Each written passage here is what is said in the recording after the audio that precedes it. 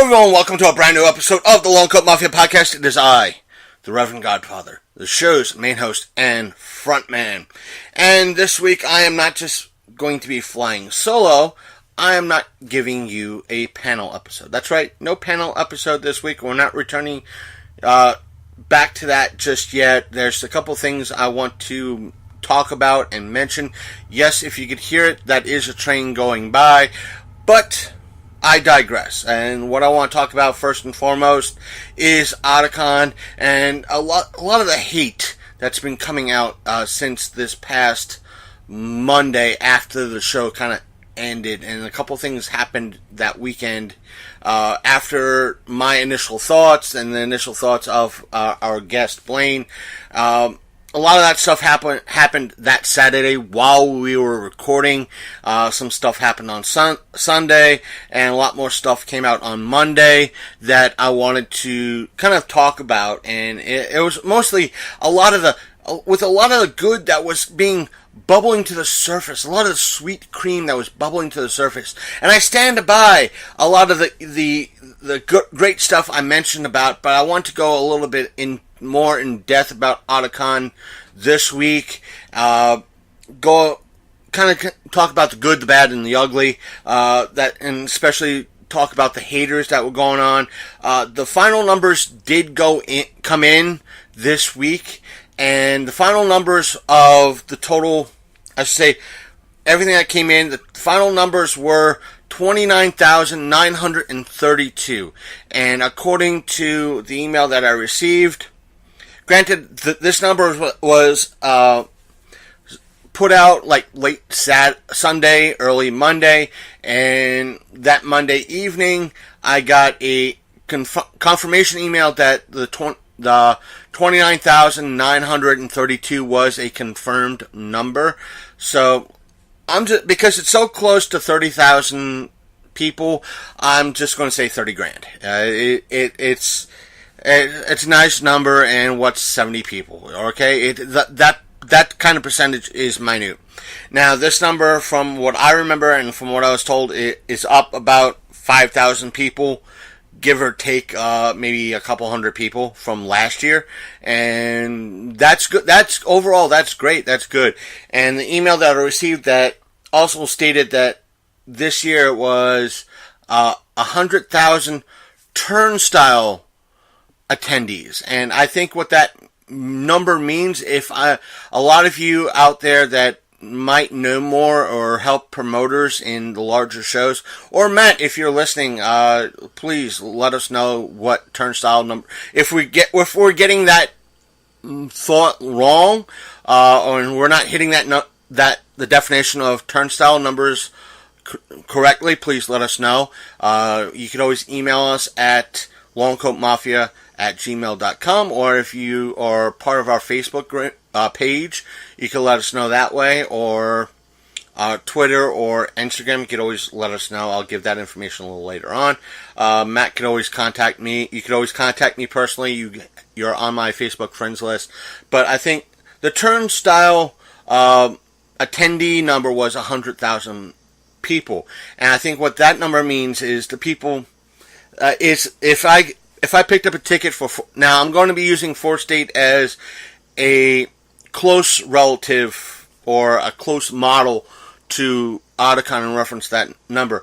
What Matt could say that he had 1,500 people attend, or 1,500 tickets purchased for his 4th State event, and there could be 5,000 turnstile attendees. I think what that number would mean is someone who came in, brought stuff back out to their car, and came back in, or their hotel room, or so forth and so on.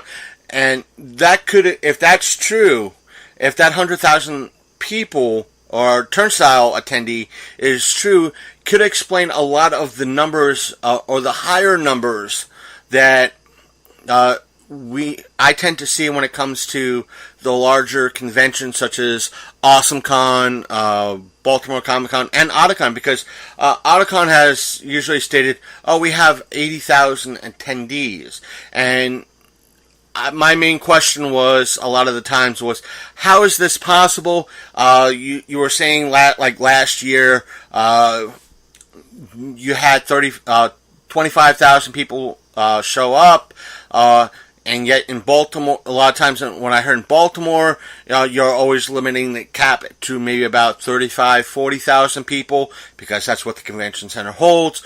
Why are you saying this much larger number? Why are you saying this? That when A is true, why are you saying B? But my guess is, when they are telling the turnstile number, which is in this case 100,000 turnstile attendees, and using that number is way to say, if they went to a sponsor, like, hey, we want, hey, Coca-Cola, or hey, Pepsi, we want you to be the official drink of Otakon, or AwesomeCon, or Baltimore Comic-Con.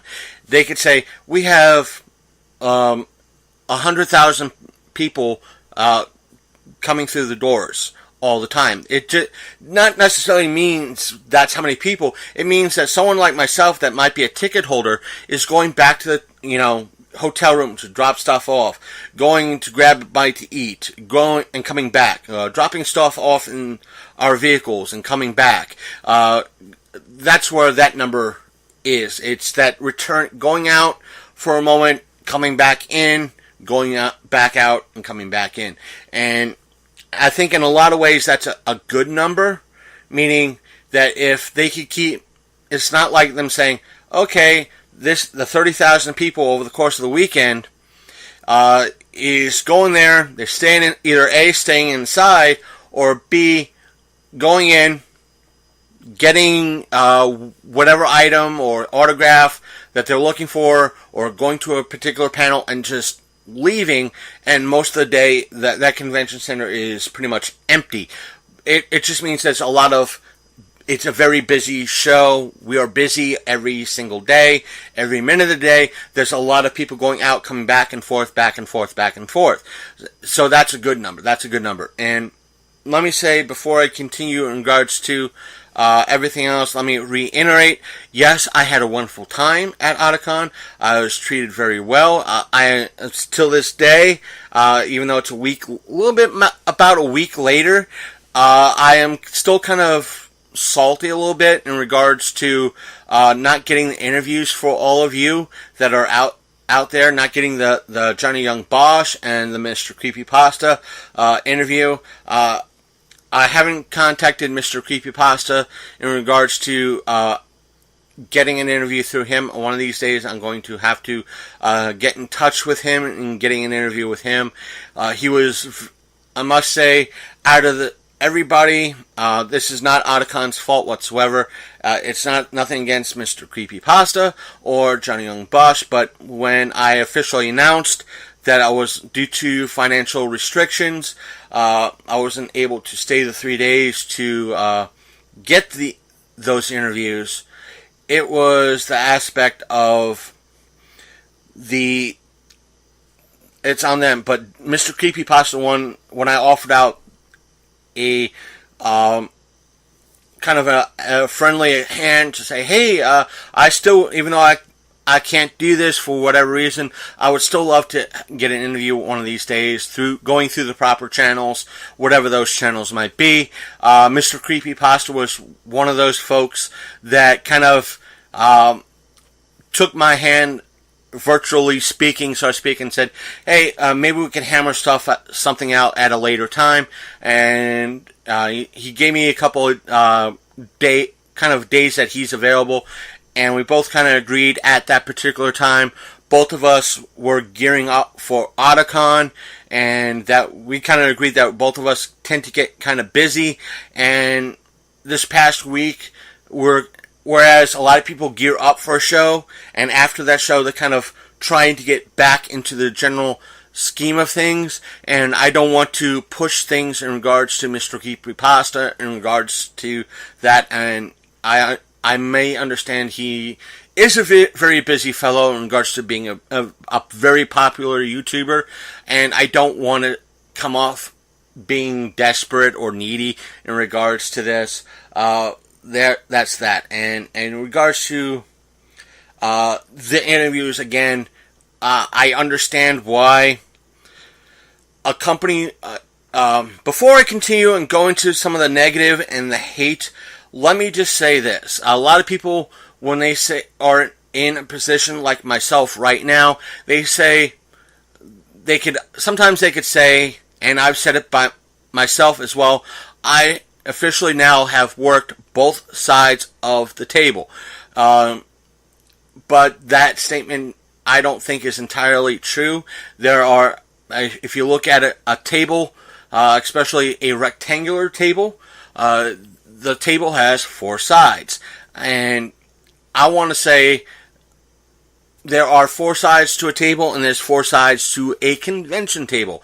One, let me explain. There is the convention side, the folks that actually run the stuff, the promoter, the folks that deal with promotion, meaning the advertising, putting ads in the paper.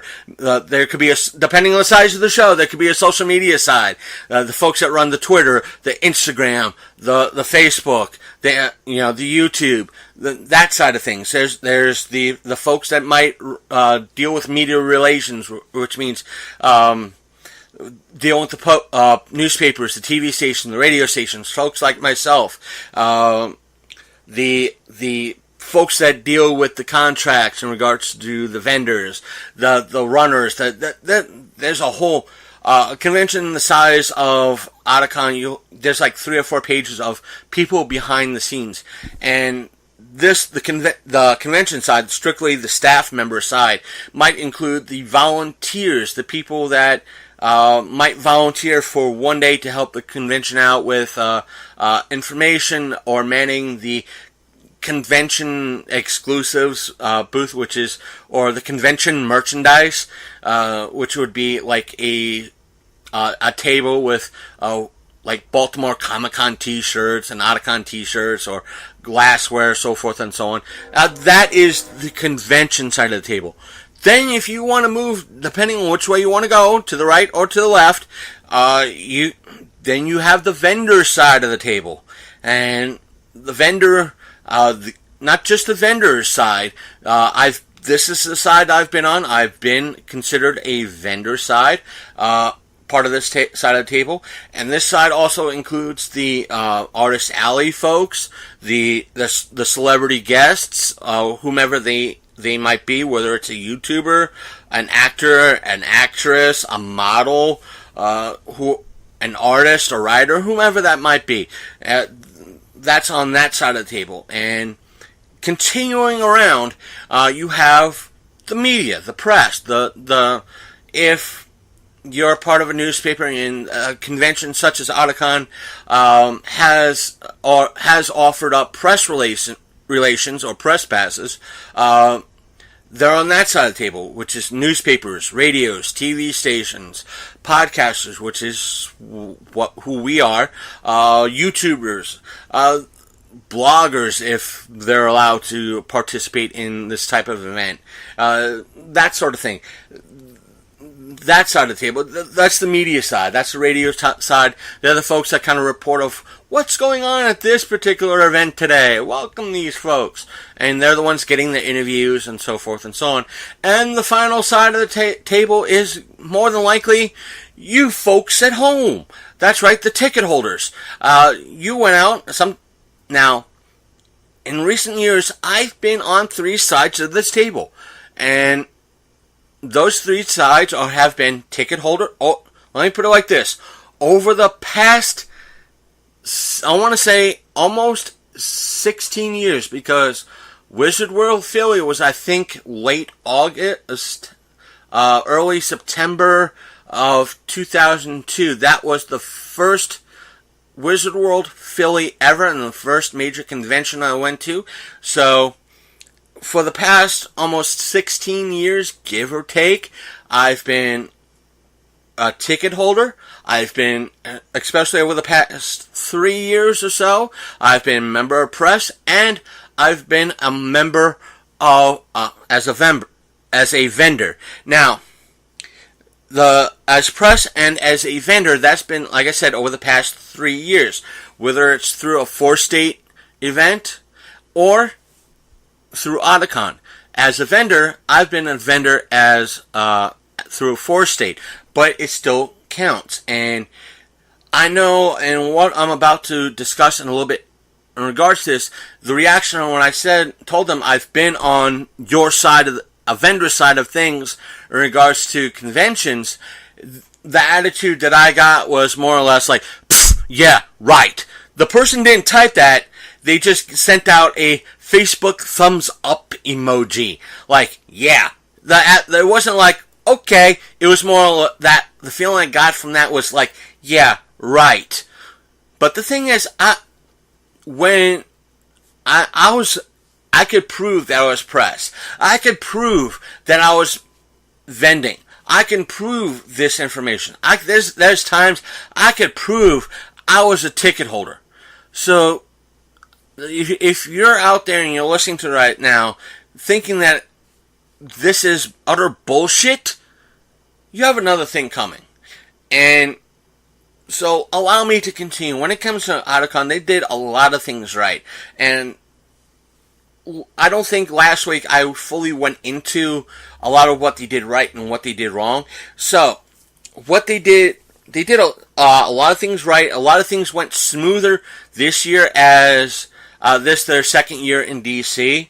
A lot of things I see that they didn't do, that they kind of mimic the standard format that they had, which was the gaming room opened up at about 10 o'clock in the morning, and the dealer/industry room opened up at noon. But that, it offered up the same level of cloggedness in regards to the areas near the dealer room, industry room, and the gaming room. But as like last year, as soon as these areas opened up, every area that was clogged and seemed congested just opened right up. It didn't stay crowded for long, and the event taking over the entire convention center, even though there were clogged spots, meaning there was a lot of spots where there seemed a lot of people, it wasn't like that this year. I won't say it wasn't like that this year, but it seemed to move more fluid, unlike last year. Again, this was their second year, so there's that, and that was mostly the negative. For me this year, what I didn't like, it's kind of hard for me to say. They could have gotten all their interview spots this year to do it, but last year, I know, it seemed like Otakon didn't really send out emails. I know they were having some email glitches or something in everything, trying to get out information, and meaning this year they didn't really send out emails saying, hey, we have spots open for this particular person, or this particular person, who wants to be the person that interviews these folks. We have people opened up on Saturday, Sunday, or Friday for these particular folks.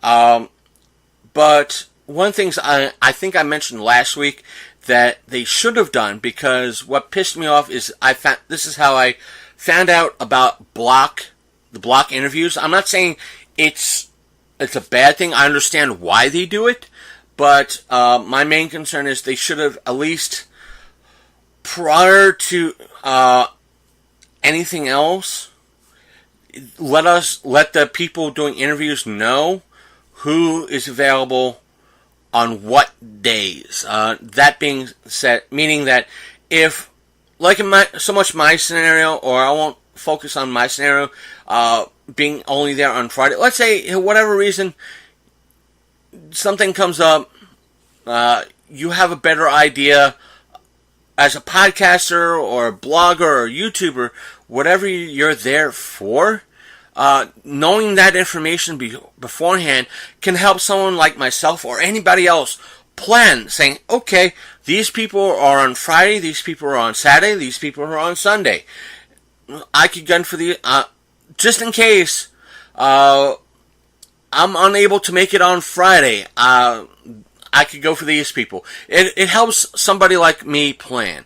And it causes less embarrassment on my part than Otakon's part. And it vice versa. Let me say, me having to cancel these requests, there's a slight chance it hurts me when I apply next year. It's slight, but not much. But there's that. Now, let's kind of talk about... First off, sorry for what might seem like a hiccup. I need to take a drink and pull up the Otakon page, because at about this point, we will be kind of talking about the haters a little bit, and kind of the good, and not so much the good, the bad, and the ugly about sort of things. For a lot of things that goes right with a big show, and this is something that I wish Matt wasn't as busy as he is, that he could either confirm or deny. This is something that he wouldn't, no way could reveal any details about the inner workings of 4-State. He could just confirm and deny. Excuse me. A lot of the stuff that I'm about to say, but with everything that good that goes on, and everything that a convention, no matter big or small, hiccups do happen, miscommunications, a lot of things happen that for everything a convention, especially the size of Otakon, can control, there's a bunch of stuff that goes wrong, and due to that, there are haters that attack a show like Otakon. But before I continue on with that, a lot of people, well, no, not really. There are haters that will blame a convention for anything that goes wrong. A hurricane comes in, wipes out, a tornado or hurricane or tornado comes in, collapses the convention center. It's Otakon's fault. An earthquake happens, splits the convention center down the center. It's Otakon's fault. A large robotic kaiju comes in, smashes the convention center. Otakon's fault. You know, a big tentacle monster comes in, destroys DC. Otakon's fault. Whatever's going on, the whole aspect of a protest going on in DC. Oh, it's Otakon's fault. These are folks that, you know, will blame Otakon no matter what. Every convention has its problems. I've seen a lot of folks bitch, cry, and whine in regards to Otakon this year, and a lot of them were like, I'm going back to fucking Wizard World, I'm going back to fucking AwesomeCon, they do things fucking better than Otakon ever will be. I'm like, wait a minute, one thing, which Wizard World are you going to go back? Fucking Philadelphia. Oh, you mean the bastard child of the Wizard World convention stuff, where their exclusives are stuff from Wizard World Chicago, Wizard World Miami, Wizard World Boston, Wizard World LA or Anaheim, wherever the heck they're holding their convention now. It's all brought to Philly, and Philly's again like the redheaded stepchild of a redheaded stepchild, and they don't know how to do anything right. Or you also said AwesomeCon. Let's see. Back in 2016, they completely fucked up their Doctor Who guests. So, tell me how Otakon is worse than that? Come on, tell me. Oh, you're right, you don't really have an answer, so shut the fuck up. So, but yet others were like, yeah, I agree, then quit your bitching. Do you, as a ticket holder, have the right to complain? Yes, let me say that now. as a ticket holder, I was talking to Matt about this. Matt Burns, who helps. He's kind of like the front person and the main person behind Forest State, and he kind of agreed a little bit. It's like, yes, as a ticket holder, we have rights to complain about certain things, and a lot of those complaints are justified. Again, this is something that Matt could probably agree to if he brings in a guest that he thinks could bring in a lot of ticket holders, unknowingly that particular guest that he brings in is rude, demeaning to the ticket holders, and just a plain asshat, and he doesn't know it. Yet the people who buy tickets go in and they find this out, and he gets a whole mess of people saying, "Hey, that guest you brought in, even though we're glad you brought that guest in, that guest was an utter and complete asshat." And especially if that guest doesn't, get there on time, doesn't really seem enthused, that guest is, going to be gone. They're not going to come back the next year, or they're not going to be invited back any other year. Especially when it comes, if guests could also complain, "Hey, we went to this particular booth, they were treating us like shit, they were rude." Same thing. And if that vendor comes back, or that artist comes back in for Artist Alley, Otakon could say, "Hey, we got a crap ton of complaints about you guys and gals last year. We don't want you back. We're sorry. As much as we would love to have you this year, but you know what? No." That's where complaints are valid. And one of the main complaints was the ticket prices. They went up. I think last year, if not the year before that, I think last year they were like $65, and they don't have, again, this is one of the things that I had gripes about them in years past. When I first went back in 2006, there was no way to buy a day pass. I think they kind of did that now, but I didn't see that either. It was just a 3-day pass. So if you could only attend on Friday or Sunday or Saturday, or meaning that if you're like me, hey, the only day off you could go in and go to this event, it's a Saturday, you had to pay $95 to get in. $95. That's expensive. Really fucking expensive. Granted, it's for a 3-day pass, but that's fucking expensive. I know there's going to be a lot of people out there and going, "Oh, that's just for the membership for the Otakon website." As a ticket holder, fuck that membership to the website. I'm just attending the fucking con. This is not 1998 or 2002, where we didn't really have a MySpace or Facebook or Twitter or Reddit where you could just go and talk about in a free group about Otakon, or have a Facebook group about Otakon.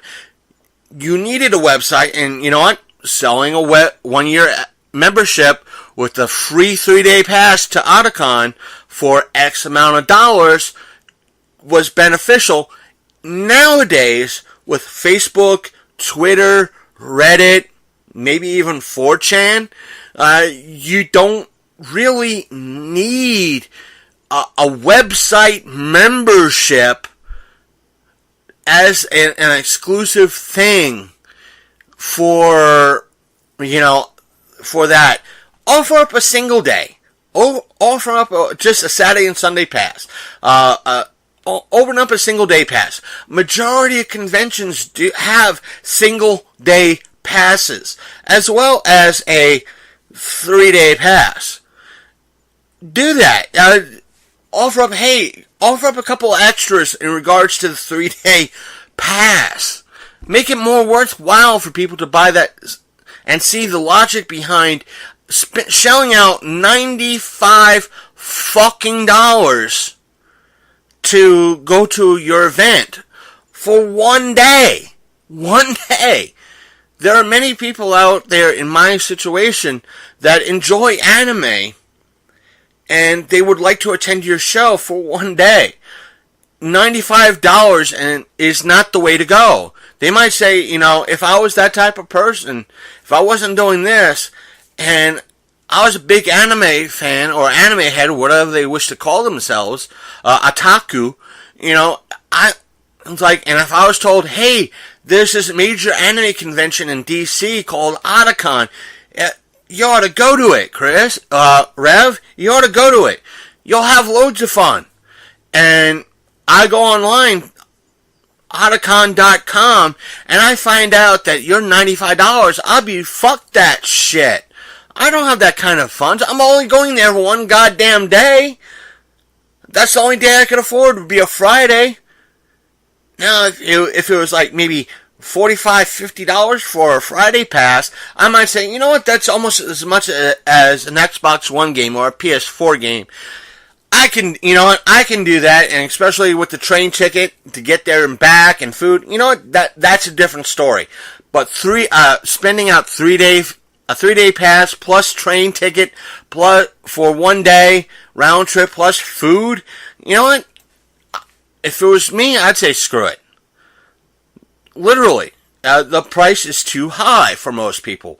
Granted, again, the anime culture, a lot of the stuff is high, but in recent years it has come down. But to kind of move on, the fans, literally, there were 2 panels that on Friday, if not on Saturday. Here's the one here that I was kind of looking at. It says this happened on Friday. I kind of missed it. I didn't find out about this until Sunday afternoon after our initial recording. This is from Otakon, their post on Facebook. We regret to inform that we had a major shipping issue and some special giveaways at the Dragon Ball booth may not be available immediately. Please accept our sincerest apologies. We understand how important these items are, and we're doing everything we can to track these giveaways down so we can hand them out for the rest of the show. Now, here's the thing.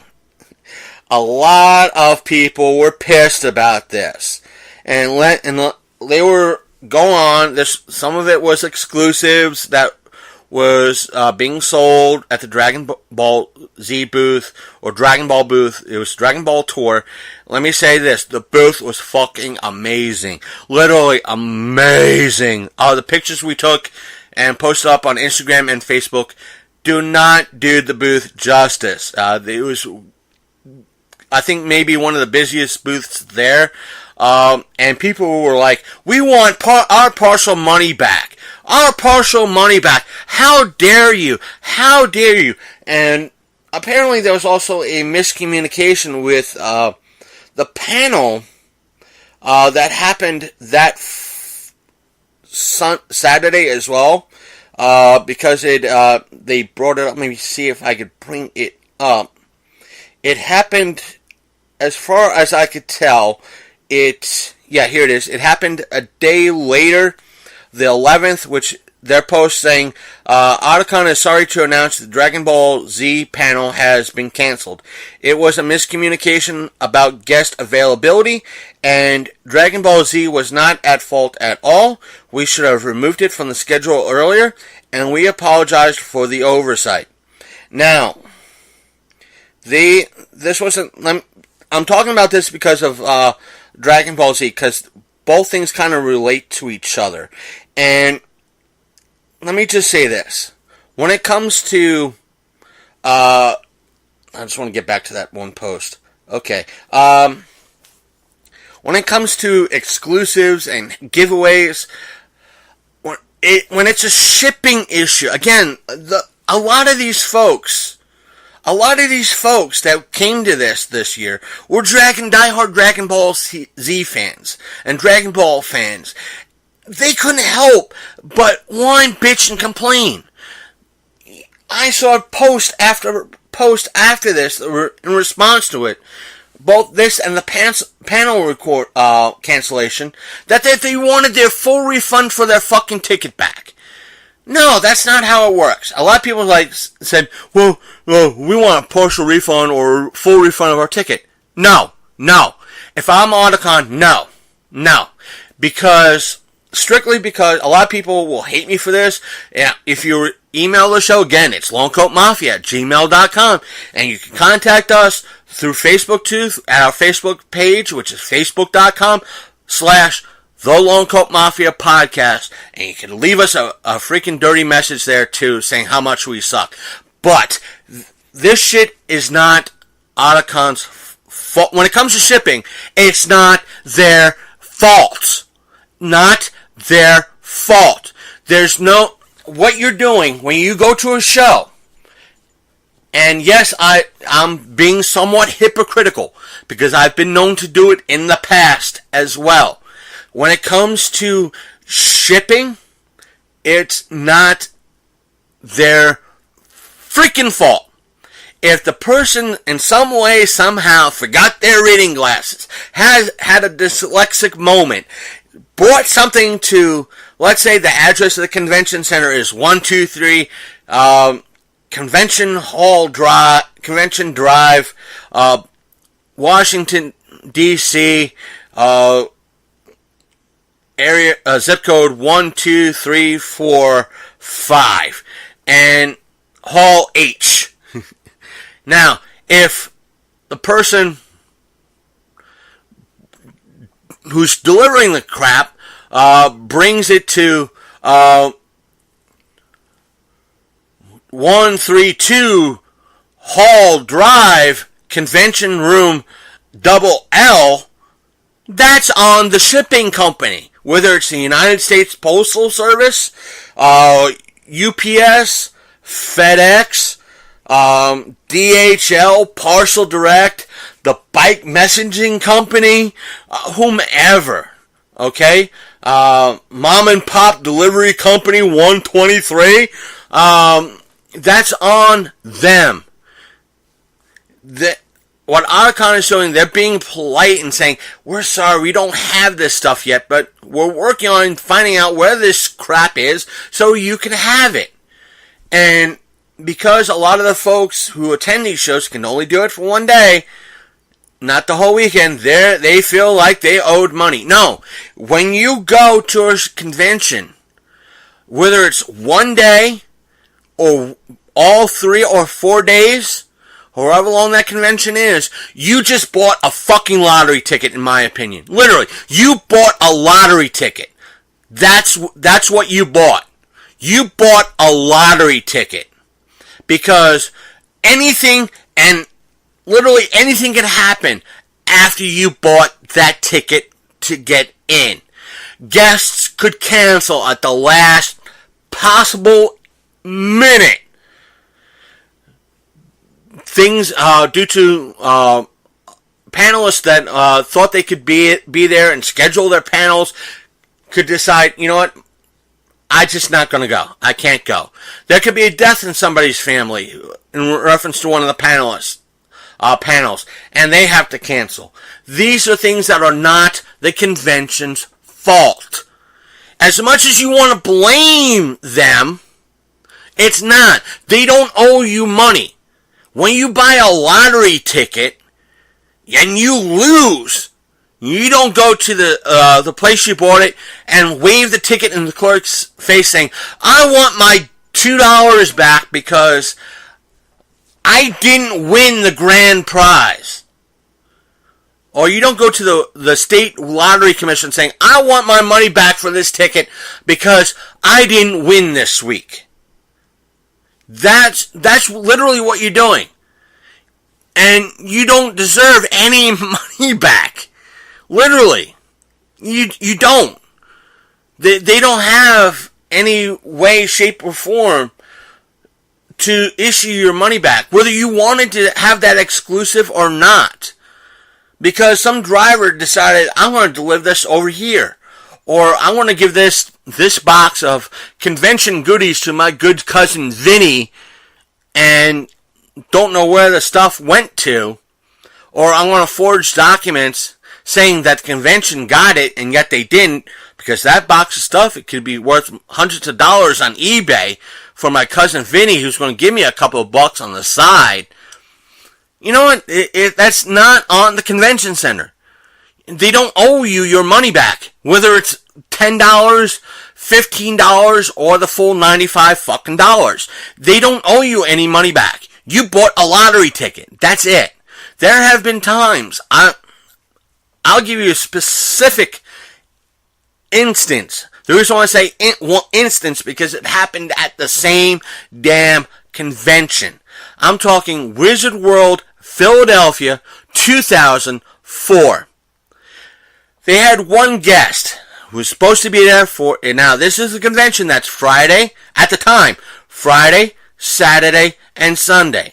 This particular guest was supposed to be there Saturday and Sunday. And because it was a little bit cloudy where he was, he didn't want to take the chopper in to Philadelphia, walk 10 feet to the stairwell, and come down the stairs for his signing and stay the weekend and return via a chopper back to New York City. He decided that Saturday morning, fuck it, I don't want to go. So people who wanted to see them, myself included, and who would have paid the money for his autograph, were shit out of luck. This, as much as I would have blamed, and I probably did blame, I think at the time I blamed more so him for jipping out Wizard World than it was me blaming Wizard World. Where I blamed Wizard World is because I had now more time to go to the second signing that they had, or say, not so much the second signing, the other person I wanted an autograph from. And I knew I was going to miss the first signing that she was going to do. As soon as I went to stand in line in regards to seeing about, where it was, about the second signing, when it was going to start, come to find out, she was, according to Wizard World, or I should say Wizard World staff at the time, she was, quote unquote, a slow signer. And because she had a panel between signing A and signing B, they capped the line and decided whoever was still in line at the start of what her panel would still be there for the second signing, and they were not allowing any more people in for the second signing. Now, this particular guest was there only Saturday, not Sunday. Now, there are various reasons why they schedule a particular guest in for one day. Sometimes it's financial, sometimes it's on the fact of the guest. Now, in this aspect, I kind of blamed, nowadays I understand why they couldn't schedule her to come back on Sunday or extend her stay for whatever reason, but I can blame Wizard World for not speeding her ass up. And I could also blame her.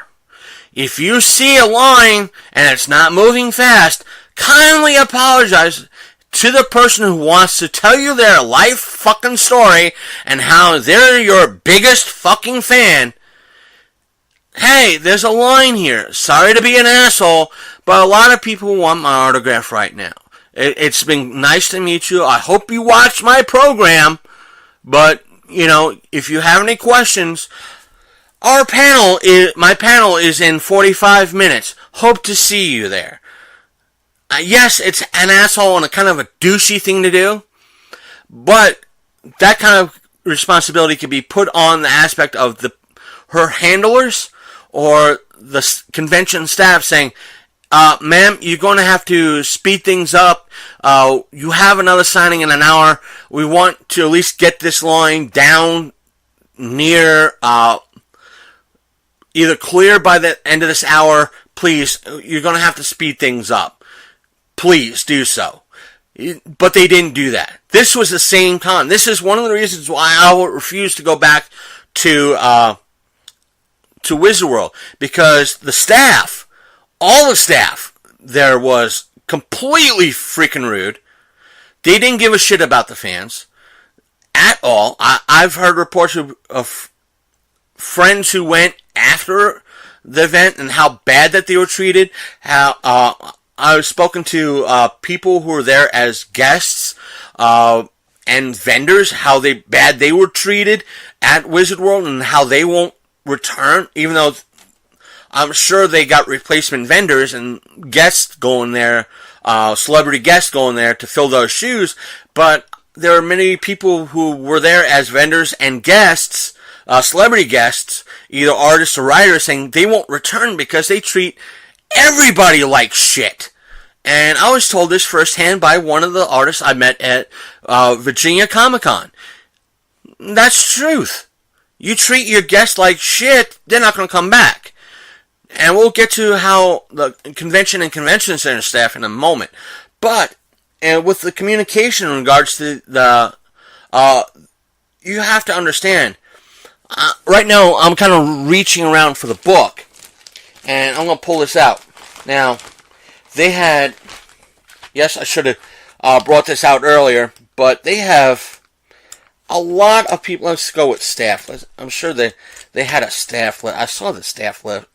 Yeah, let me put it like this. Their staff list is, granted, if you want to count both sides, a page and a half. I should say, according to their book, it starts on, well, it's more than that. It's their staff list starts on page 36 and goes to page 40. So, in essence, that's 4 pages long. Actually, technically 5. And their art show, let me put it like this. Their general staff is 1, 2, 3, 4, 5, 10 people. Their tabletop gaming staff is also 10 people. That's just the tabletop staff. Their video gaming people is more than 20. Their guest and industry relations is, from autograph is 1, 2, 3, 4, 5, 10, 11 people. The director, they have a director and division assistants, which is 4 people. The whole, for guest and industry relations is, for the exclusion of the director and division assistants is 1, 2, 3, 4, 5, 6, 7, 8. 8 categories. 8 categories long. So is there, when it comes to, let's say, look at, they have a section here called content. That could be the panels, because I don't really see anything in regards to panel information.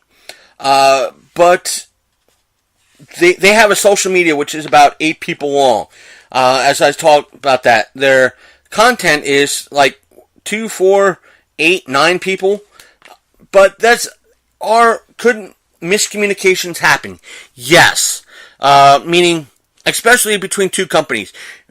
It means like if I'm the head of trying to get panels organized, I gotta talk to Doug, per se. Doug's gotta talk to industry person A, who's gotta pass it up the chain, and to the person that might want to do it. That person's gotta pass it all the way to that liaison to Doug, and Doug's gotta pass it on to me, and I gotta write it down. If there's somebody, Doug doesn't tell me shit, that either they canceled or anything like that, yes, it could be on our fault, it could be on their fault.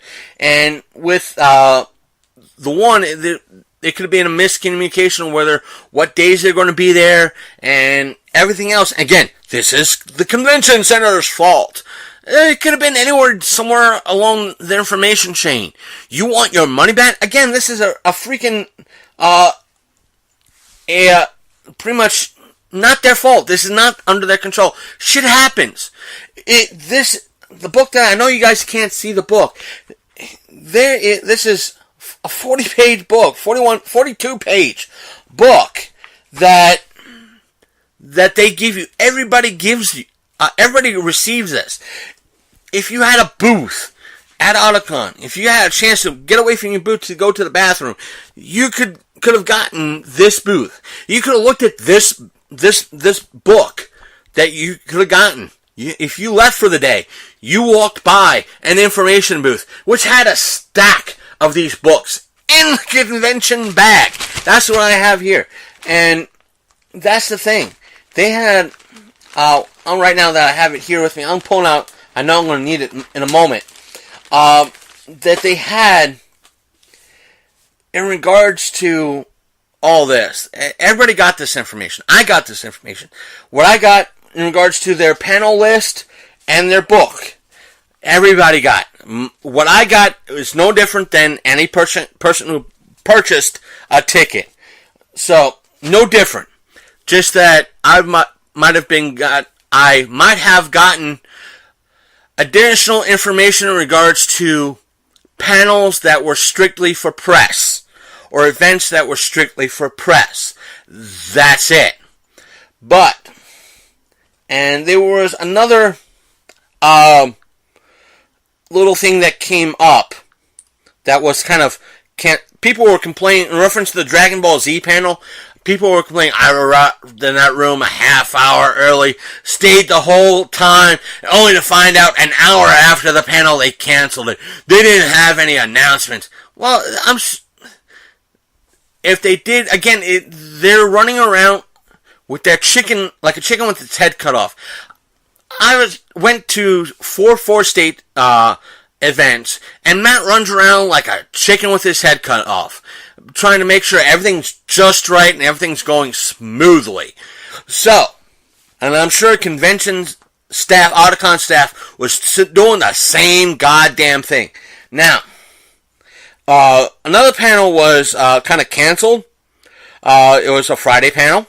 It says, Otakon would like to apologize to Bryce Pappenbrook from Aniplex, and especially our attendees.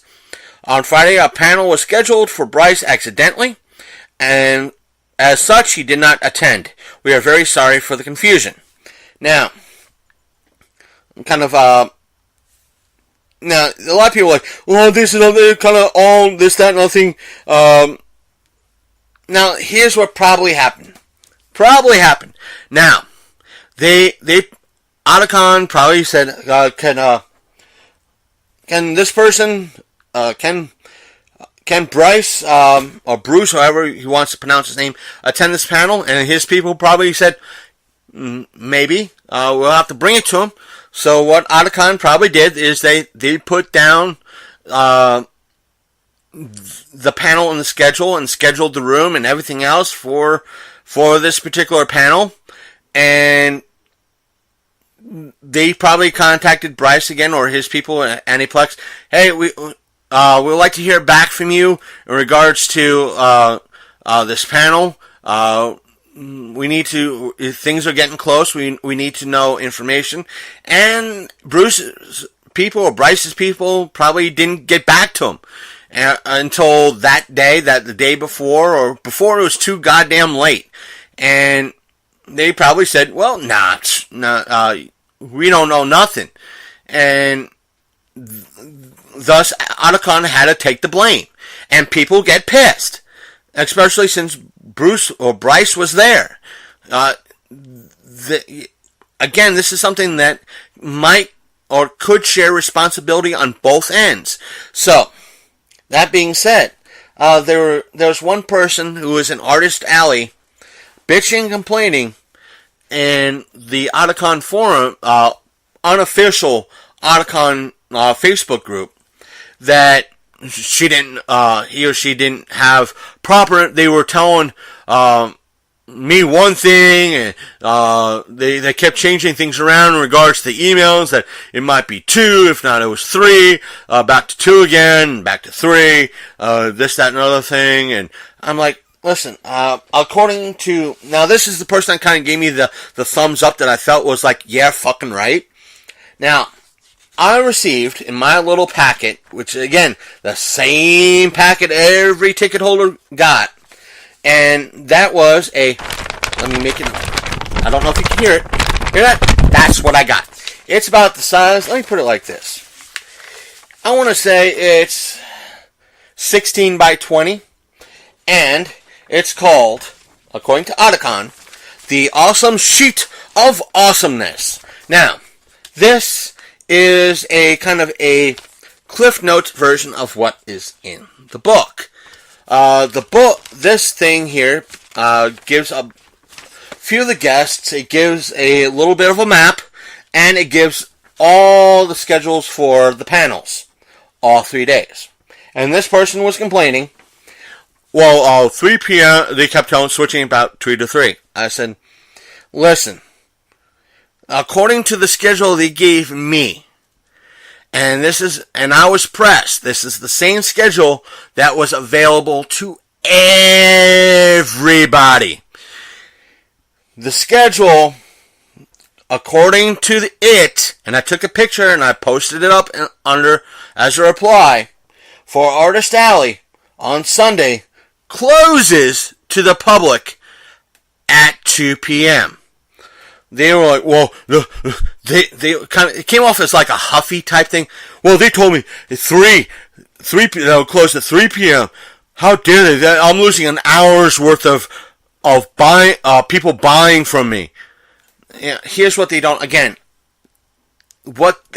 convention this size, they have to scale people out. This is what I was trying to convey to this idiot. As a vendor, you shouldn't be concerned with, especially with a convention this size, is not what they tell you, but what they tell the ticket holder. As soon as you get the chance, you should be snagging the same type of information they're getting from everybody else. Everybody. First up, sorry for this cut again. The mic dropped and I needed a drink. My voice was getting kind of scratchy. I told this person that you should be concerned with what the convention center is giving everybody else. What they're telling John and Jane Smith. Now, again, the convention the size, they have to scale people out. They might close. Now, to kind of give you that Sunday, an idea of a Sunday. To pull out I'm pulling out that paperwork. Their Friday to close. They opened up, Sunday. On Sunday, they opened up the convention center at 8 a.m. They closed at 5 p.m. At 5 p.m., the convention center wants everybody out. That means if you're there on Sunday at 5, everybody out. You're gone. This is not last call. Put in your stuff. We don't care. Down it. Go home. You better be out by 5. You better be on your way, packed up and ready to go by 5. So, a place like Artist Alley, they're telling you via that email, that's when you have to be packed up and gone, is 3. They're telling the people, the attendees, Artist Alley closes at 2. That gives you an hour to pack your shit and go home. Or pack your shit and let you walk around and catch a few things. Because, one, let's see, the vendor room. Let's see, break room. Let's see. I thought I saw. Yeah, the dealer's room. Sunday was 3 p.m. That gives you an hour. I know it's cutting close. But, even at Saturday, the dealer's room was open from 10 to 6 p.m. 6 p.m. was in big black letters and highlighted in red. But for the Artist Alley was 2 p.m. The video gaming room was 3 p.m. Some of the stuff, most of it was between 2 and 3 p.m.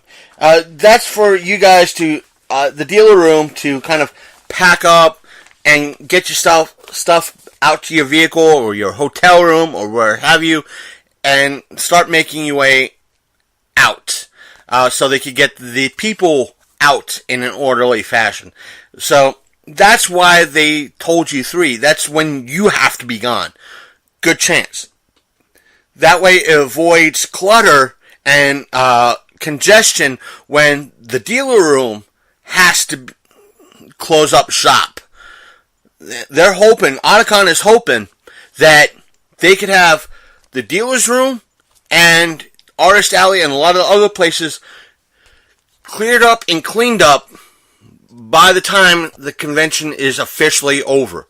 The less they have to do, the better. They might have to be there the next day, meaning Monday, that particular Monday, to take down banners and whatever else that they might have, but pretty much by 5 p.m. they would like to have everything cleared out, everybody out. So therefore, 2 p.m.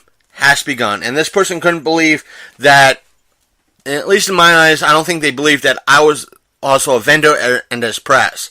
And they didn't want to take into accord the aspect of trying to realize or know what the information that's given the attendees, the ticket holders.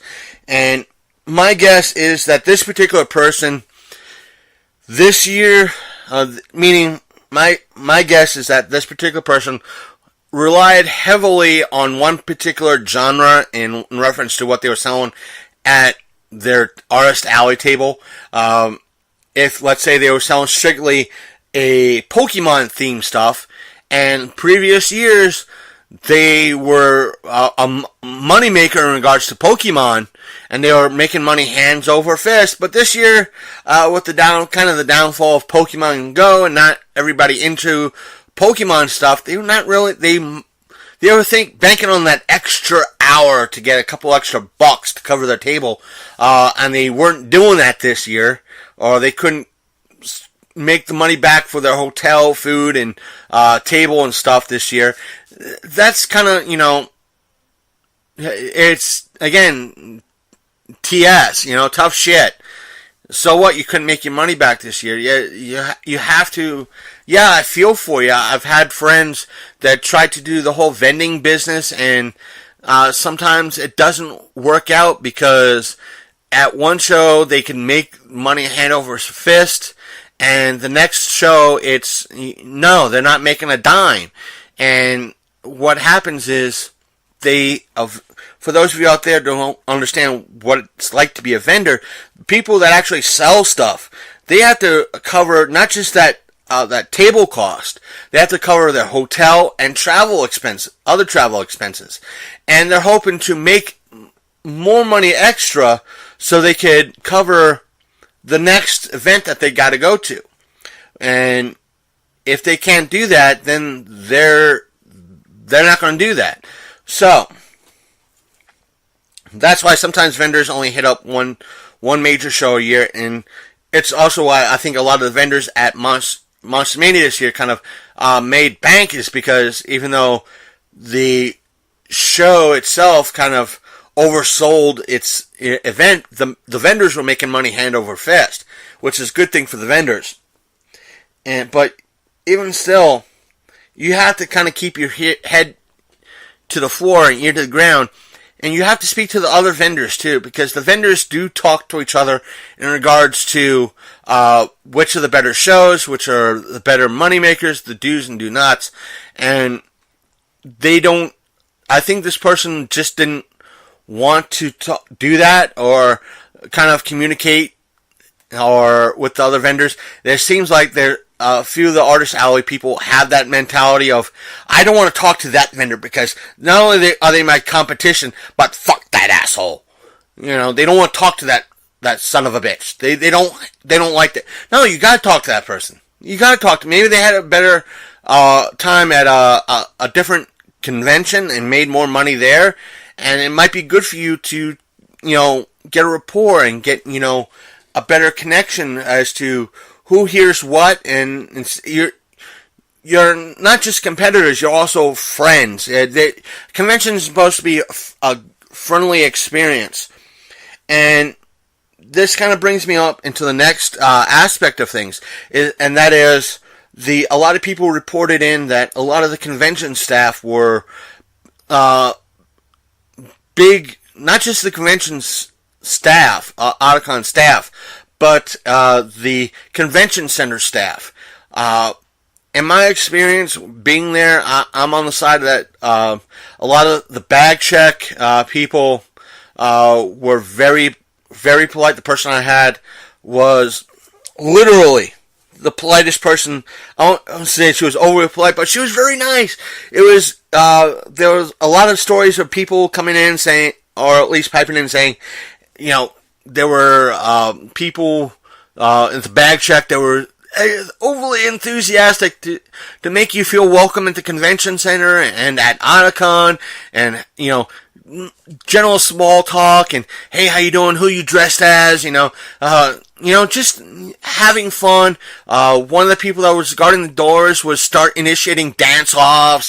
He was singing. He was having a good time. And he wanted to convey an air of everybody. Like if you walked in pissed and you walked in unhappy, he wanted to make sure your spirits were up and you were happy and you were having a good time, and he wanted to make you feel welcome in Washington, D.C. and in the convention center. And even though he wasn't an Otakon staff, he wanted to make sure you had fun today. It's like, but that guy, it's like, I had a miserable time, but that guy, he was real nice to me. It's like, he cheered me up. He was the guy that everybody seemed to like. And if there was a dance, some people said that if there was a dance off, he either initiated it or he was joining in on it. He wanted to make sure, the convention center had a positive attitude. That's the fun stuff that you want to dwell on. But there were a lot of people that, it's kind of hard to say if it was the volunteers or the staff, the actual paid staff that were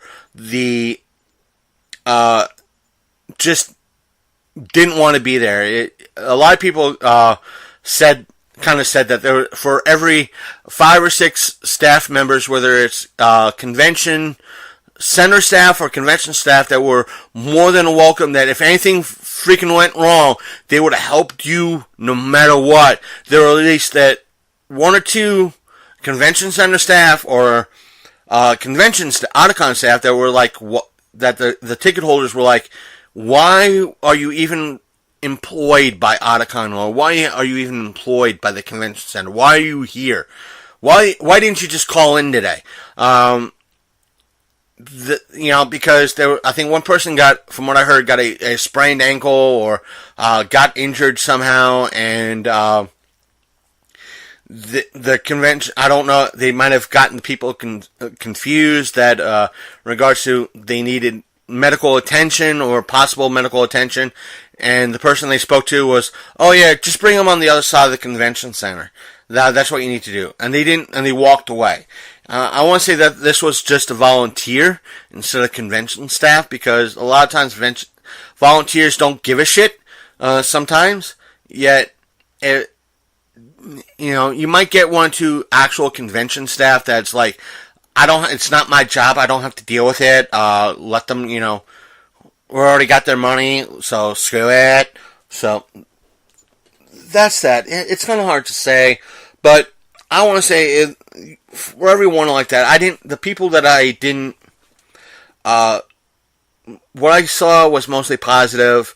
There was 1 or 2 people that gave, I want to say there might have been at least 1 person that gave the Otakon staff a hard time, because we got the tour to see the convention, the dealer/industry room before everybody else again this year, which was awesome. That video is on both our Facebook page and our YouTube page. It was wonderful. Again, the video and the photographs do not do anything justice, but the area we went to go to that particular floor, the convention center staff was kind of giving the Otakon staff a little bit of an attitude, like, why were we walking by her? Why were we going to the floor? We're not supposed to do that. And he had to say, no, this is press. We're allowing them on the floor. And she had to give them, the staff and us, like a dirty look, like we were, like these evil beings that had to, we were doing something that we shouldn't. We were not vendors. We weren't allowed there. But again, overall, I had a good time. I do recommend it, but just make sure that you're not surprised for sticker shock, and not to mention a lot of the anime stuff is fairly expensive. A lot of stuff has come down in price, but yeah, it's still fairly expensive. There were not as many. There were a lot of grab bag stuff around, ranging from $25 on up to $100. I won't. Again, to me, it's a gimmick. I won't partake in that sort of thing. But that's about it. In regards to Otakon, that's pretty much the good, the bad, and the ugly. Most of the good we spent, talking about last week with our guest Blaine. Again, there was a lot of good stuff. I had a good time. It was nice to see the arcade stuff, and they're doing it kind of leaning towards mostly the tabletop stuff. But there was fewer arcade stuff this year. Most of it was like the rock band and the Guitar Hero type of things. Where last year it was mostly shoot 'em ups, like actual Japanese arcade games. But again, that video is on both our Facebook and our YouTube page, so feel free to check them out. And what else? Now, I think that's it about Otakon stuff. To kind of move along with other things that have been happening over this past week. Now, what has been happening is this: is that as much as I don't want to dwell again on Stan Lee and Star Wars, but let me just briefly talk about some of the stuff. A recent video that was dropped with Stan Lee was addressing, I guess, a lot of fans were talking about how his left hand didn't look right. It looked like he wasn't favoring it too much, like something was wrong with his left hand. And he seemed frail. But he seemed in good spirits, and he wanted to address everybody. It's like, for all of you, pretty much said, for all of you who implied concern in reference to my left hand, yes, I did injure it. It was hurting for a while. I'm doing much better. The hand is healed, and it's like, it had to heal. It's feeling much better, and you can tell he's lifting his hand, he's flexing his left hand, and he said, and his face kind of turned to a smile, and he held it and he said, now, something seems to be wrong with my right hand. And he raises his hand, and it's got the Hulk smash glove on it. He says, something's odd about this hand now. I've got to have to see somebody about this. And he's all grins, and he seems much better about things, and much more spirits, and kind of like the Stan Lee that we all kind of know. And the other thing that I think we covered, at least I wanted to cover a couple weeks ago, is that there was a court hearing for his restraining order against his former manager, the guy that's kind of been doing the elder abuse sort of deal. According to a lot of the articles that were coming out, that particular judge kind of dismissed things because I think a lot of there was too many lawyers on Stan Lee's side. I think a lot of people, what happened in regards to that is that a lot of lawyers stepped up to kind of defend or help Stan Lee, and too many lawyers were there for him and trying to confuse things. So the judge went, nope, I'm not going to allow it. But from what I have been hearing, everything settled. There is a 3-year restraining order against his former manager. The people that are helping him out now are doing things correctly, and they're making sure he's in better health and he's not overly exhausted or being abused in the way that a lot of stuff has been come out in the past about.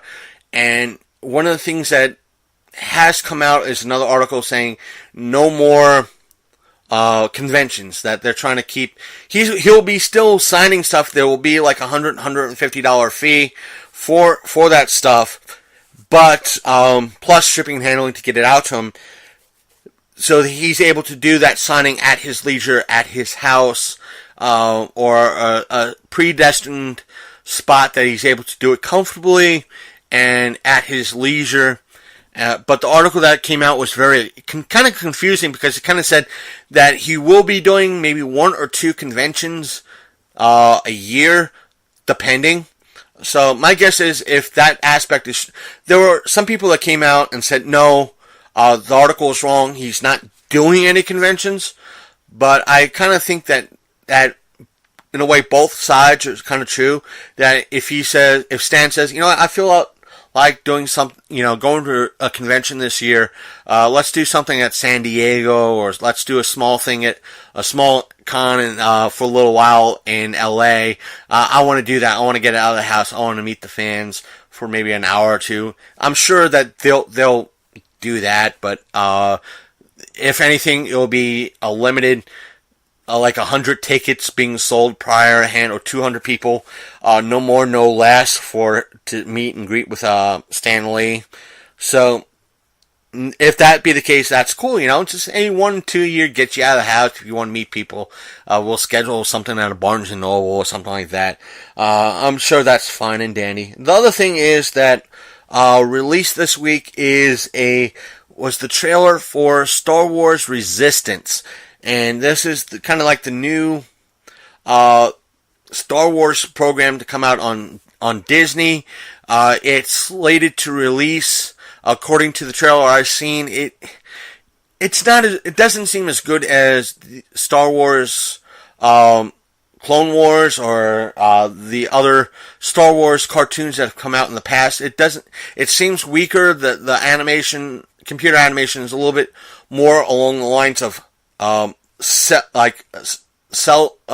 shaded, like some games are, like the Borderlands or type of graphics, and it just doesn't look right. And like I said, it's slated to release Sunday, October 7th at 7 p.m.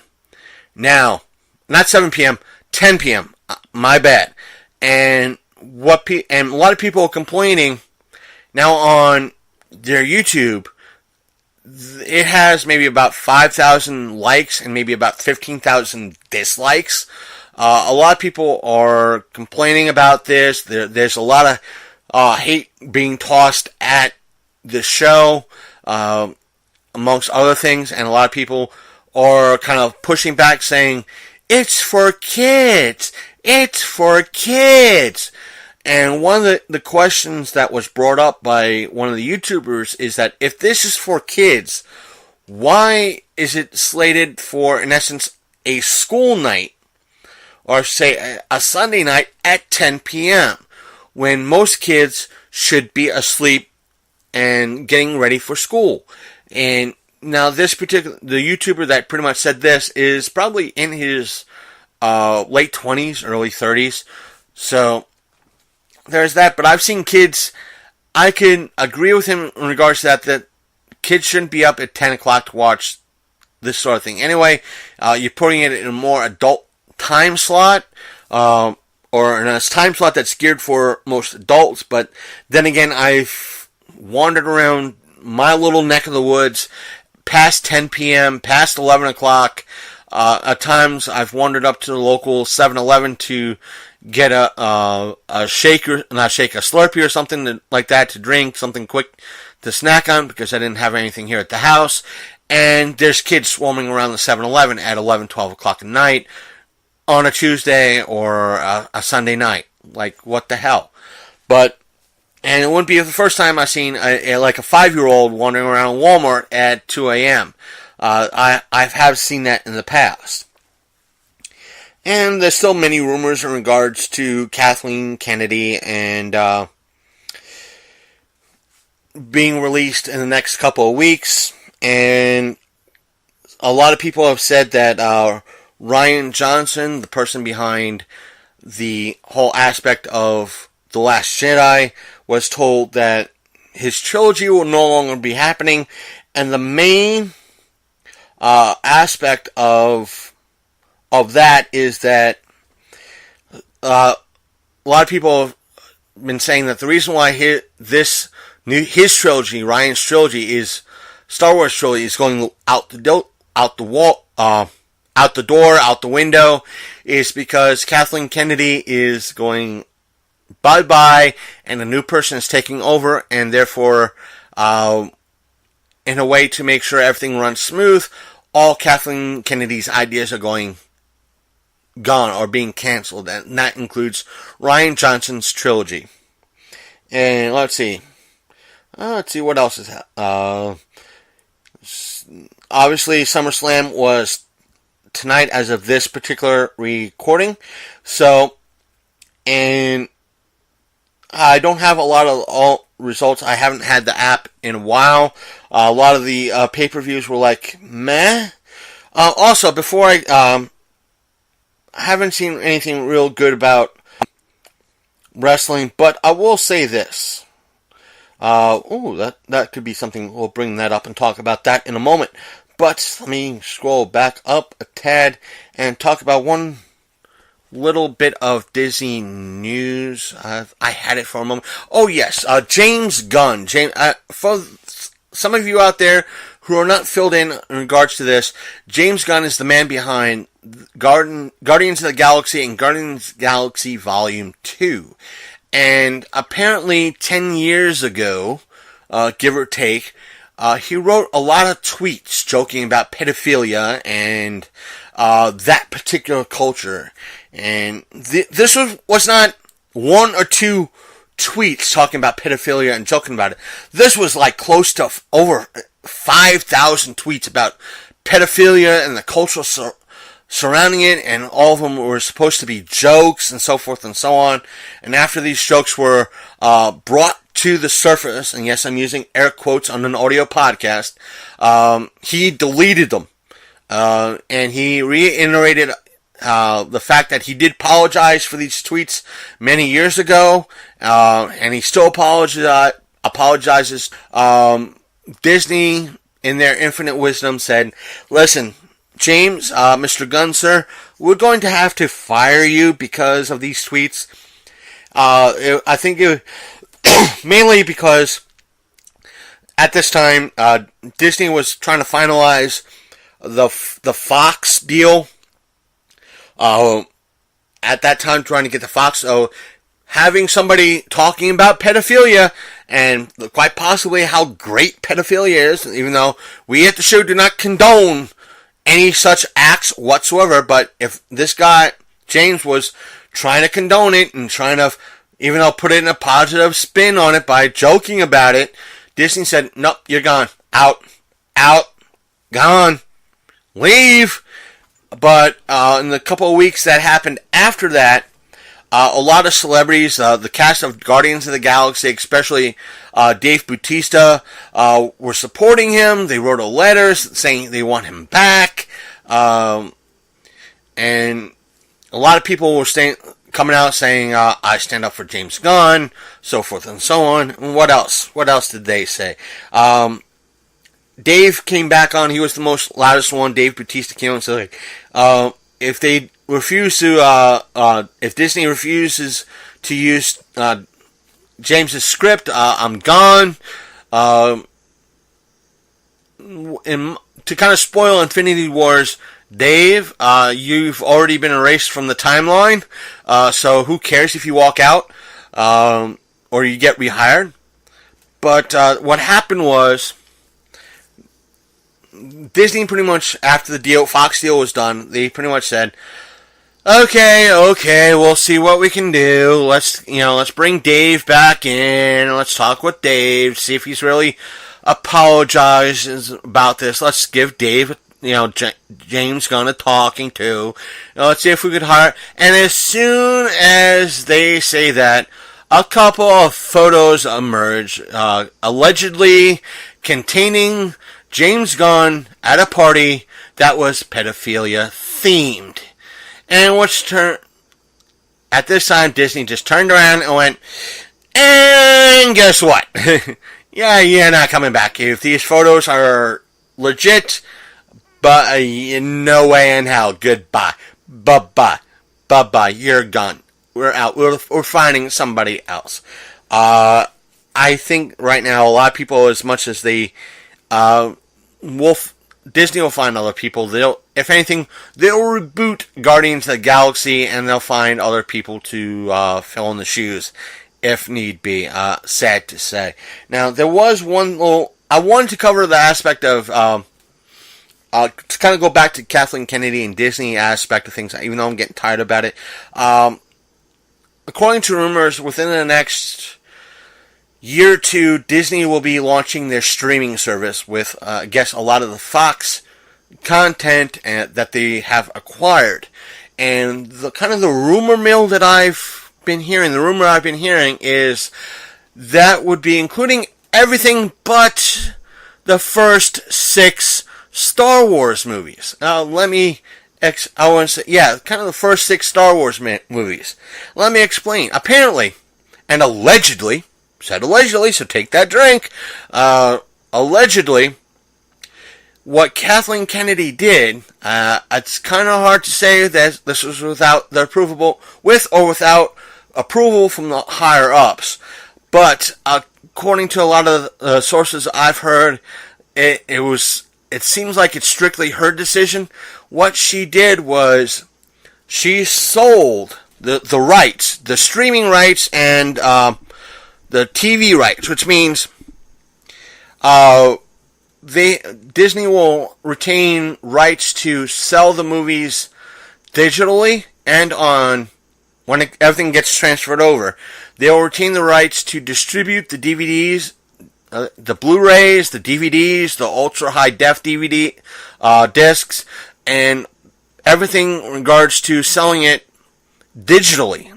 Remember that I said selling it digitally. But what Kathleen Kennedy did, in her infinite stupid wisdom, let's sell the TV and streaming rights to Turner Studios, or the Turner Networks. Which means that there will be, for the next, I think, 5 years, I think the article stated that was mentioned to me.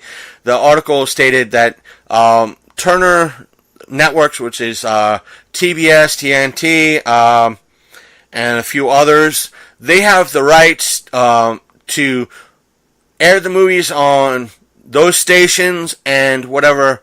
If TNT has a streaming app, they could stream that Star Wars movies on that. We're talking the 3 prequel and the 3 original series, but that's it. Those are the only places you'll find Star Wars streaming. If you want to stream it, the only way you can is if you bought it digitally through like Amazon or Vudu, or through your console type of ordeal, which means if Xbox Live or the PlayStation Network is selling the original Star Wars trilogy, and if you bought it that way, that would be the only way you could stream it. Other than that, but there would be no way in hell you'll find it on Netflix, Hulu, or Disney's streaming service anytime soon past, or say prior to 2024. Because for the nice low sum of $275 million, Kathleen Kennedy sold those rights to air on TV and through the appropriate streaming apps that would be, in essence, for free to Turner, like TBS and TNT, and classic movies and all that fun stuff. So, in essence, Disney will not be able to air the original Star Wars movies on their own network because Kathleen Kennedy pulled this shit. Ain't that some bitch? Disney finally gets rights to the full Disney Star Wars set, and Kathleen Kennedy done fucked it up. This is probably one, again, this is coming out roughly now. It's kind of hard, no one said when this deal went down. It's that it's coming to light now. And that being said, this is why one of the main reasons why a lot of people are hoping she gets fired and gets, kicked out of LucasArts. Because to do this sort of thing is, even though Disney will be getting $275 million for it, they're losing, in some way, rights to, for the time being, let's say, even though they might be putting it on their own, they can't put it on their own TV network. They can't put it on Disney Channel. They can't put it on Disney XD or whatever that secondary channel is. So in essence, they're losing money off of it. Their own any potential TV profits. They'll if it's a big seller for their, or will be a big seller for their streaming service, that's out the window.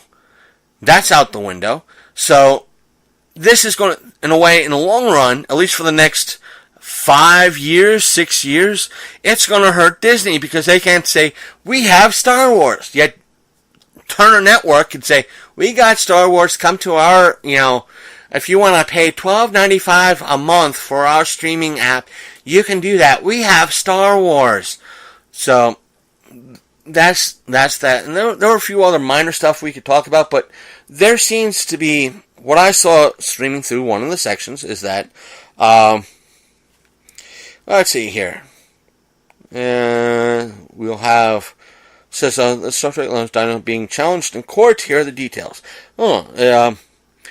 Something about Star Trek icon Nichelle Nichols, who plays Uhura in the original Star Trek series. Apparently there is an issue over her dementia diagnosis. Let's see. It said that she has come down with this. Again, I guess just skimming the article, that there is a legal battle over guardianship in regards to who gets control of what happens to her medically. Let's see here. It's previously reported that Nichols has been diagnosed with dementia, which is sad, obviously, but an individual describing herself as a friend of the actress has challenged that notion, accusing Nichols' son, Kyle Johnson, of trying to exert undue control over his 85-year-old mother. According to TMZ, Angelique Fawcett has filed legal documents claiming that Nichols wrote a note to her son in March last year, informing him that she wants to amend her will after he told Nichols, "I can't wait to get rid of this crap and sell your house and property." Fawcett also claims that the dementia diagnosis is illegitimate because the doctor who examined Nichols, Dr. I'm not pronouncing the name, that's hard, I'm going to butcher it, is not a trained psychiatrist and lacks the necessary qualifications to make a diagnosis. It goes on about it. We'll try to follow the story. A lot of ads, just pushing the article down. If we'll try to follow their sports, and we'll see what happens. As a lot of stuff comes out, at least I did try to watch the new Simpsons, the new thing that is on Netflix by Matt Koenig. As soon as I'm done with the series, I'll give it to you, but I'll give you my final thoughts and all that. But not much news has come out in regards to everything. Maybe a couple of things of let's see what is on that we shared. There have been quite a few passings over the past week or so, but overall, over the past month, it has been a slow week. And Facebook, as always, is trying to thwart our efforts in regards to trying to post or share a good many things. Hopefully, full bar connection in regards to my Wi-Fi, and Facebook still wants to run very, very slow. We did attend a beer festival. I did try to get an interview. If it came out okay, we'll put it up in maybe next week's episode or a week after. Try to do that, and that way it kind of cycles through content for all of you. That way you're not focusing on a large amount of panel episodes. One of the things that, also back to wrestling news, Matt Wyatt, aka the woke Matt Hardy, an article popped up saying that he might be retiring soon. A lot of fans are hoping that he sticks with WWE, but more as a kind of a background character or someone that is more not in the full aspect of the wrestling end of things, because reports have come out that his lower back is starting to fuse together with all the years doing what he does. This is, I guess, one of the major consequences of being in his profession. This is sad to hear. He has kind of reinvigorated his career in regards to the current themes, and he might be kind of helping out with storylines, hopefully, or working more behind the scenes. We wish him the best of health. Let's see here. Let's see what else. That's mostly Otakon stuff. We had a good time at Otakon. We hope you caught our videos. Let's see. Uploading. Let's see. More of the photos. We had a busy weekend last week in regards to Otakon and putting up our albums and seeing what we saw. I'm trying to bypass a lot of these individual photos to get you. That's that. And not much has come out in regards to a lot of information. There's some stuff we're following. A lot of it's older stuff. So therefore, we already spent about an hour and a half covering what we kind of wanted to cover and kind of catch you up in some of the news that's out. Just that the other thing that has come out is that in regards to a Supergirl movie coming out, even though if they want to do a Supergirl movie, it kind of worries me a little bit because, yes, there is a possible Flash movie come out, and they have a CW show based on the whole Flash universe, and I use that term loosely. And what kind of, the way I see things is that if they continue to do a Supergirl movie, they'll use the cancellation of the CW show in regards to we're going to let I foresee this if this year's Supergirl CW show, it has the equivalent of last year's low ratings or lower ratings than last season. What they're going to do is that they're going to pull a Deadshot type of deal, pull a Slade in regards to we're developing this character for the movies, so therefore we don't want the character to be in a TV setting right now. For all you folks on the CW, Supergirl is now a four-letter word like Batman and Gotham and the Joker. It's a four-letter word. We don't want them on TV anymore. So we're just going to make movies now. So that's my feeling. And they're going to probably use let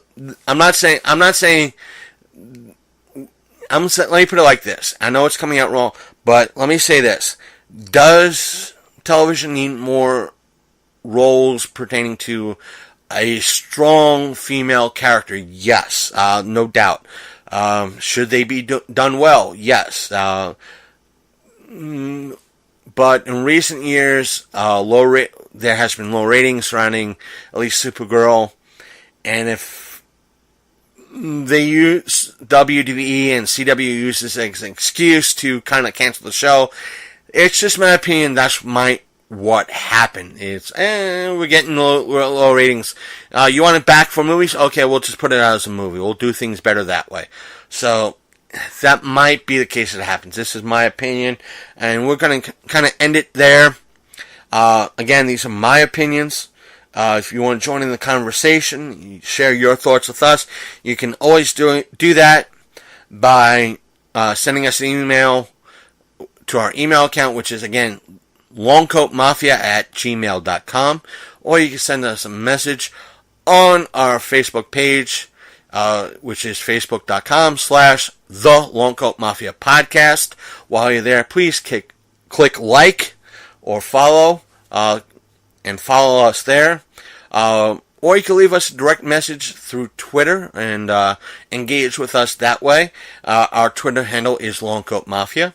Our Instagram handle is also Longcoat Mafia. And while you're there, please, you can send us a direct message there. And my beef right now with that is we're getting a lot of folks who are coming off as the SoundCloud wannabe mixtape sellers.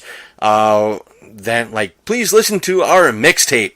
As much as that's part of what we do, no. Please, we have had that in the past where a lot of people have come up to us in a personal setting, saying, "Oh, I am so and so X, Y, and Z. Please listen to my mixtape. I want an interview." Well, right now you're being very unprofessional. Please come back a little bit more. Yeah, but we want you to sorry. I know that's my personal opinion. It comes off wrong, but I try when I can. I try to be professional. Slipping in, please listen to my mixtape in our comment section. Doesn't really come off that professional. Especially when there has been one or two people that have, on other aspects, have slipped in. And while you're there, please donate to... No. Now you're pushing things. So, what else? If you want to,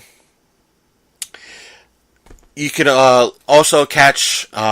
if you're listening to us through our website and on your computer, you have several options. Don't forget, you can download our episode and listen to it on... You don't have to stream it through the website, which is thelongcoatmafia.podbean.com. You can listen to us through Spotify and Stitcher Radio. And you can download all our episodes from our website, which is, again, thelongcoatmafia.podbean.com, and listen to them on your favorite MP3 player of choice, or if you use iTunes on your computer, you can subscribe to us that way. But if you like to be the kind of person that's always out and about and likes to listen to things while you're going for a walk or exercising, if you use a iPhone or an Apple iOS device, you can listen to us through Apple Podcasts. If you listen through us, or say to us through an Android device, you can also listen to us through Google Podcasts or Google Play Music, or you can use the apps that are available on both platforms for Stitcher Radio, Spotify, and our personal favorite, the Podbean app. I personally recommend to folks who might want to check us out using the Podbean app, because you're able to listen to us going all the way back to the beginning instead of the last maybe 5, 10, maybe 20 episodes. That way you can pick and choose what you wish to listen to. Again, that's it. Take care. Hope all of you out there are enjoying this change of pace and returning a little bit to our geeky roots. And hopefully within the next week or two, we will go back to the panel episodes from Paracon. We have not forgotten about those. We will return to getting those back out to you. Just that there's been a lot of stuff that has been dropping that we want to include and tell all of you about. So there's that. And see all of you next week. Oh, side note in regards to a lot of the panel episodes, to let all of you know, because it was recorded, we'll mention this in each panel. We'll give you the number of minutes that have been cut out. It's mostly because it's been ranging between 1 minute to several minutes that have been cut out of each episode, because the questions and answers were in a very long room, and the panelists refused to repeat the question, and if not, walked away from the PA mic, our mic, and decide to chit-chat with the people every now and again, and we lost that information. So there's no way in heck we can recover or give that information to you. That's not on us. That's on that person. If they don't want to do that, that's on them. And that's it. See you next week. Take care. We are out. Toodles. See you next time on the Long Coat Mafia.